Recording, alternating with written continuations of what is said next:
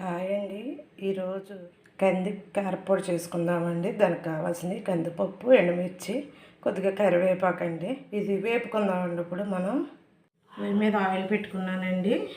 ఇలాగా కందిపప్పు వేసేసుకుందాం. వేసుకుని వేపుకుందాం. ఇలా వేపుకుందామండి. బాగా ఎర్రగా వేపుకోవాలి కందిపప్పు. అప్పుడే టేస్ట్ బాగుంటుంది. పిల్లలకి అలా కొద్దిగా నెయ్యి చొక్కేసి పెట్టుకుంటే సరిపోతుందండి.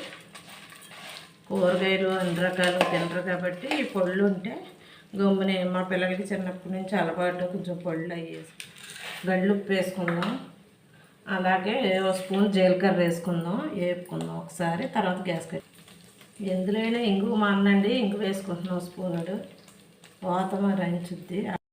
మిక్సీలో వేసుకున్నామండి. మిక్సీ ఆడుకుందాం. అలాగే ఎల్లుల్లిపాయ ఒక పాయ వేసుకుందాం. వేసుకొని మిక్సీ కందిపొడి రెడీ అయిపోయిందండి. మీరు కూడా ఒకసారి ట్రై